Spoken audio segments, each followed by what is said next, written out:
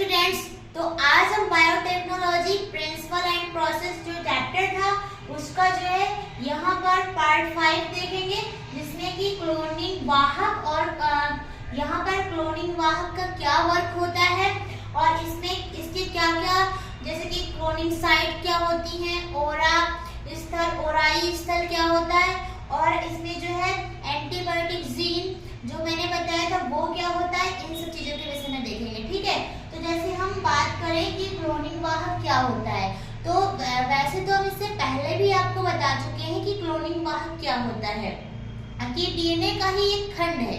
मतलब कि जो क्लोनिंग वाहक है, मतलब ये डीएनए का ही एक खंड है जिसके माध्यम से हम क्या करते हैं, अपने जो जीन होता है, जो हमारा वांछित जीन होता है, उसे हम क्या करते हैं, जो कोशिका होती है होस्ट, उसमें क्या करते हैं, उस कोशिका में प्रतिकरण, मतलब जो प्रतिकृतिकरण करने, मतलब मल्टीप्लिकेशन करवाने के लिए उसे हम वहाँ भेजते हैं। तो जैसे जब वहाँ पर वो अपने आप को जब गुणन करता है, अपने आप की जो प्रतिकृति करता है, तो साथ में जो हमारा वाला जीन होता है, जो वांछित जीन होता है, उसका भी प्रतिकृतिकरण हो जाता है ना। तो यहाँ हम बात करें कि क्लोनिंग वाहक क्या हुआ, तो ये एक डीएनए का खंड है ना।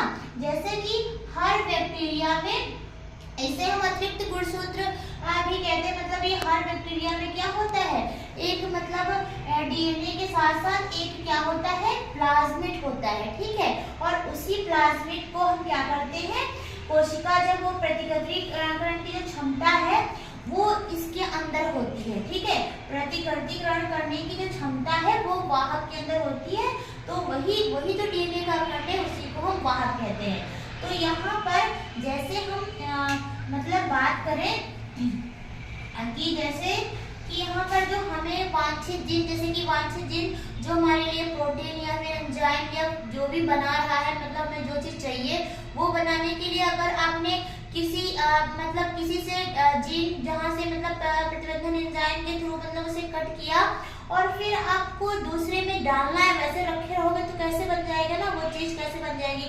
तो उसे मतलब गुणन करवाने के लिए आपको किसी होस्ट की मतलब कोई कोशिका की आवश्यकता रहेगी ना। तो सपोज दैट हमने माना कि हमारा वांछित जीन है, ठीक है, वांछित जीन जैसे है, वांछित जीन को ही हम विजातीय जीन कहते हैं ना। अगर कभी विजातीय जीन लिखा हो तो आप यही समझे कि वांछित जीन है। ठीक है, इसे जीन ऑफ इंटरेस्ट भी कहते हैं। ठीक है, तो वांछित जीन विजातीय जीन एक ही बात है।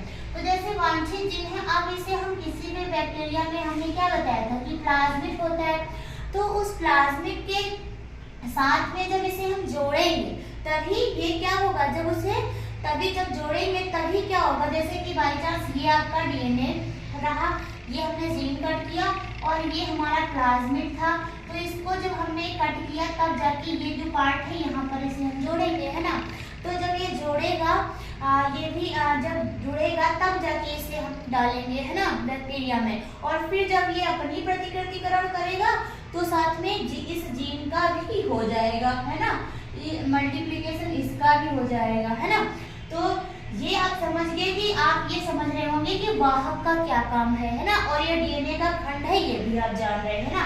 अब यहाँ पर एक, जैसे कि हमने कहा कि प्रतिकृतिकरण करने की क्षमता ये प्लाज्मिड में भी रहेगी, और एक दूसरा तरीका है, एक जीवाणुभोजी, आपने बैक्टीरिया का नाम हमने ये बैक्टीरिया नहीं, जीवाणुभोजी, जो जीवाणुभोजी होता है एक वायरस होता है। ठीक है, इस वायरस का प्रयोग करके ये क्या करता है, ये बैक्टीरिया के अंदर अपने डीएनए को भेजता है। ठीक है, तो ये बैक्टीरिया के अंदर जब अपने डीएनए को भेजता है, तो जैसे कि जो ये जीवाणुभोजी होता है, तो अगर ये अपने डीएनए को सपोज दैट ये क्या करता है, अपने डीएनए को बैक्टीरिया के अंदर ये भेजता है, तो यहाँ पर अगर इस डीएनए के थ्रू भी अगर आपने अपने जीन, जो वांछित जीन है, उसको अगर भेजा है, तो जब इसका मतलब कि प्रतिकृतिकरण मतलब होगा, गुणन होगा, तो आपके जीन का भी हो जाएगा, है ना।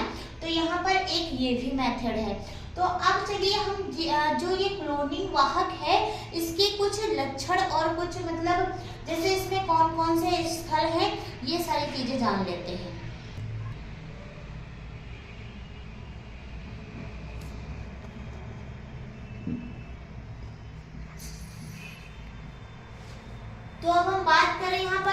क्लोनिंग स्थल की, क्लोनिंग साइट्स जो होती हैं, ठीक है। तो वाहक के अंदर क्लोनिंग साइट्स होती हैं, है ना। तो अब हम बात करें ये क्लोनिंग साइट्स क्या होती हैं। तो वाहक में जो स्थल होते हैं जिनमें हम विजातीय डीएनए को जोड़ते हैं, मतलब वाहक के अंदर, जैसे ये वाहक है, यहाँ पर कुछ स्थल होते हैं, जैसे कि ये इतना स्थल, ये स्थल हो गया। तो यहाँ पर हम विजातीय डीएनए यानी कि जो वांछित जीन होता है उसको जहाँ पर हम जोड़ते हैं वो क्या हो गई, साइट्स हो गई, है ना। तो जो उस स्थल को जहाँ पर हम जोड़ेंगे वही क्या कहलाएंगे, वही हमारे स्थल कहलाएंगे, क्लोनिंग साइट्स कहलाएंगे, ठीक है। तो उन्हीं को हम क्लोनिंग स्थल कहते हैं, ठीक है। तो यहाँ पर हम बात कर रहे थे क्लोनिंग वाहक की। तो ये क्लोनिंग वाहक जो है एक कृत्रिम वाहक है जो कि ई कोलाई से निकला हुआ है, ठीक है। अगर यहाँ पे हम बात करें पी का, तो ये प्लाज्मिड हो गया, बी से बॉलीवर, ठीक है, आर से रोड्रिगेज, और ये एक क्रम संख्या दी रहती है, ठीक है। अगर यहाँ पर हम बात करें जो प्लाज्मिड के अंदर एक क्षमता होती है, आप जानते हैं कि हर बैक्टीरिया में खुद के डीएनए के साथ साथ क्या होता है, एक प्लाज्मिड भी रहता है। तो उस प्लाज्मिड के क्या होता है, अपने आप को रेप्लिकेट करने की एक क्षमता होती है ना। तो वो अपने आप से क्या कर सकता है कि मतलब बहुत सारे, जैसे कि ये मतलब इसकी क्षमता कितने से, तो रेप्लिकेट करने की 100 से 150 तक की मतलब कर सकता है, जैसे कि ये कॉपीज बना सकता है। इसको हम कहते हैं कॉपी नंबर, ठीक है। तो ऐसे ही जब हमने यहाँ पर इसका ये गुण देखा तो क्या हुआ, एक हम लोगों ने भी क्या किया था, वांछित जीन को इसके अंदर में क्या किया था, डाला था।